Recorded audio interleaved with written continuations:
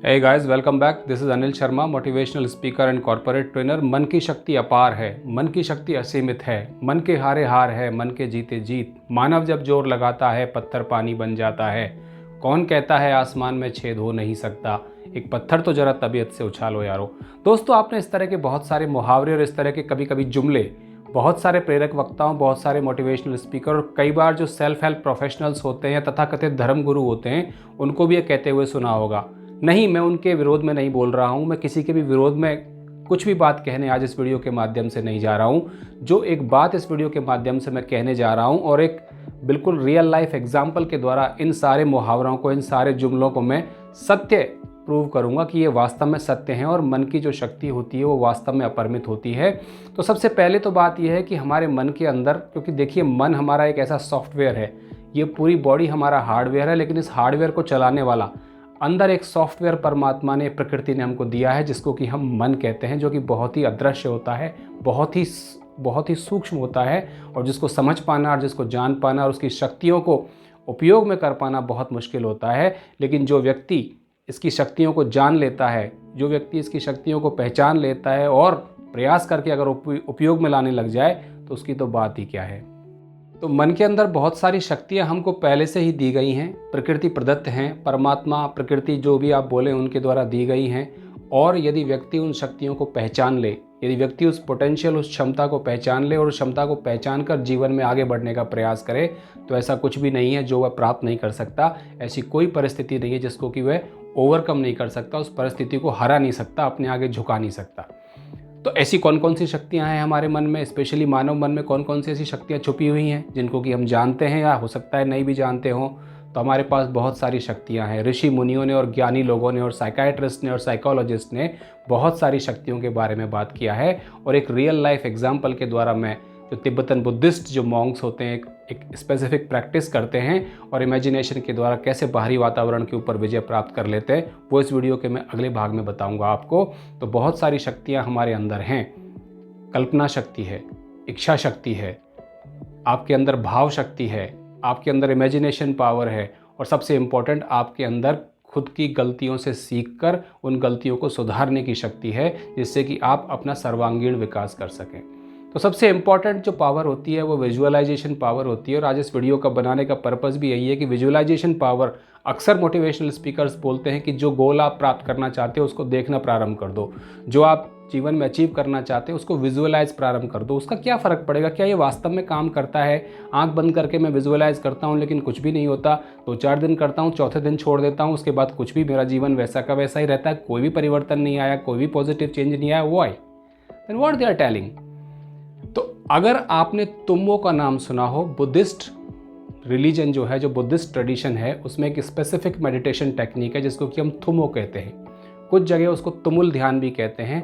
तुमुल ध्यान बड़ा ही powerful meditation होता है। सैकड़ों सालों से तिब्बतन बुद्धिस्ट जो मॉन्क्स होते हैं, जो भिक्षु होते हैं, जो साधक होते हैं, और पर्वत की ऊंची चोटियों पर रहकर बर्फ़ पड़ती रहती है और वहाँ वो तुम्बो मेडिटेशन का ध्यान करते हैं। तुम्बो मेडिटेशन कुछ भी नहीं है, एक एग्जाम्पल है कि विजुअलाइजेशन पावर अगर आप चाहें तो कितनी ऊंचाई तक ले जा सकते हैं, कितनी उसको एक एक्सट्रीम तक ले जा सकते हैं और बाहरी वातावरण के ऊपर भी आप विजय प्राप्त कर सकते हैं। तो इस तुम्बो मेडिटेशन में होता क्या है? देखिए, तुम्बो मेडिटेशन ओरिजिनेट हुआ तिब्बत में, और तिब्बत में आप जानते हैं कि तिब्बत बहुत ऊंचाई पर एक पहाड़ी इलाका है और वहाँ पर बहुत ठंड पड़ती है। साल के 12 महीने वहाँ बहुत ठंड पड़ती है। तो रात को जब बहुत ठंड पड़ रही है, जब बर्फ़ गिर रही है, जब टेम्परेचर -20, -30, इवन -40 है, तो साधक बाहर निकलता है, खुले मैदान में आता है, पर्वत की चोटी पर आता है या कोई खुला मैदान है वहाँ पर आता है। बाहर कड़ाके की ठंड पड़ रही है, बाहर बर्फ़ जमी हुई है। साधारण आदमी अगर आ जाएगा तो उसकी हड्डियाँ जम जाएंगी, उसका शरीर बर्फ़ में फ्रीज़ हो जाएगा, वो एकदम, that person will be Frozen two death. लेकिन जो बुद्धिस्ट मॉन्क है, लेकिन जो साधक है, वो अपनी विजुअलाइजेशन पावर को बढ़ाता है। उस विजुअलाइजेशन पावर को बढ़ाने में क्या करता है, वो ध्यान की मुद्रा में बैठता है और विजुअलाइजेशन करता है कि मेरे शरीर में अग्नि का संचार हो रहा है, मेरा शरीर गर्म हो रहा है, और इस एक थॉट में, इस एक ध्यान की अवस्था में अपने विजुअलाइजेशन को इतना गहराई में लेता है कि वास्तव में उसका विजुअलाइजेशन शरीर में वो चीज़ें क्रिया करना चालू कर देती है। मतलब उसका शरीर जो है पसीना बनाना प्रारंभ कर देता है, उसके शरीर का टेम्परेचर बढ़ने लग जाता है। बाहर बर्फ़ गिरी हुई है, बाहर मतलब एकदम से बर्फ़ जमी हुई है, -20 -30 डिग्री टेम्परेचर है, लेकिन विजुअलाइजेशन में बैठा हुआ जो साधक है उसके ऊपर किसी भी चीज़ का फ़र्क नहीं पड़ रहा है।